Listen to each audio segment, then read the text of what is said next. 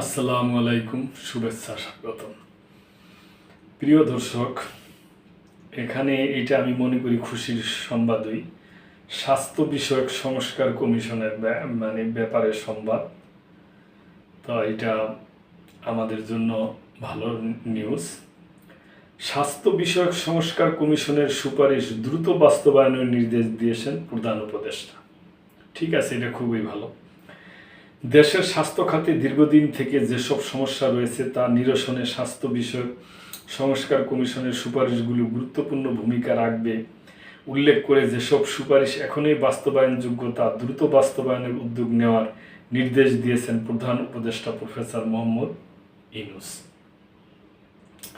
আজ সোমবার স্বাস্থ্য বিষয়ক সংস্কার কমিশন রাষ্ট্রীয় অতিথি ভবন যমুনায় মাননীয় প্রধান উপদেষ্টার নিকট তাদের প্রতিবেদন পেশ করার পর তিনি এই নির্দেশ প্রদান করেন।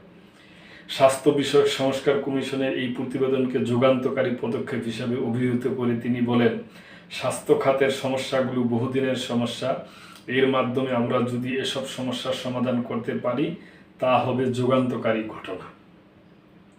তিনি বলেন, সংস্কার কমিশনের সুপারিশ বাস্তবায়নের ক্ষেত্রে যেসব সুপারিশ আশু বাস্তবায়নযোগ্য তা নিয়ে সংশ্লিষ্টদের এখনই মনোযোগী হতে হবে। একটি বড় সমস্যা হচ্ছে ডাক্তারের সংকট। আবার কখনো কোনো ক্ষেত্রে ডাক্তার থাকলেও যেখানে দরকার সেখানে ডাক্তার নেই। এই সমস্যার স্থায়ী সমাধান করতে হবে বলেন প্রধান উপদেষ্টা। চিকিৎসা ব্যবস্থা বিকেন্দ্রীকরণের উপর জোর দিয়ে তিনি বলেন, এটা ছাড়া সমস্যা নিরসন সম্ভব নয়। চিকিৎসকদের যেখানে পোস্টিং সেখানে থাকাটা নিশ্চিত করতে হবে। কমিশন প্রধান জাতীয় অধ্যাপক ডাক্তার এ.কে আজাদ রহমানের নেতৃত্বে এই কমিশনের সদস্যরা তাদের প্রতিবেদন প্রদান সময় উপস্থিত ছিলেন।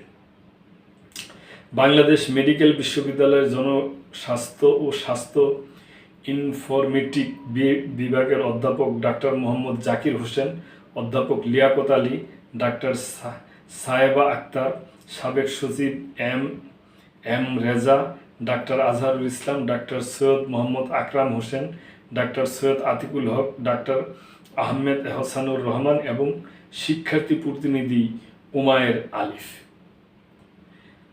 স্বাস্থ্য বিষয়ক সংস্কার কমিশনের অন্য দুই সদস্য হলেন ডাক্তার নায়লা জামান খান, ডাক্তার মুজাহিরুল হক। তো দর্শক, আমরা মনে করি এটা আমাদের দেশের জন্য ভালো। আমাদের যে মনে করেন চিকিৎসা ব্যবস্থা, এটার জন্য ভালো। এটা যদি বাস্তবায়িত হয় তাহলে দেশের চিকিৎসায় সত্যি মাইলফলক হবে, ভালো হবে। এটা আমরা চাই, এটা আমাদের সকলের দাবি। তো দর্শক, আজকে এই পর্যন্তই। লাইক, কমেন্ট, শেয়ার করে চ্যানেলটির পাশেই থাকবেন। আল্লাহ হাফেজ।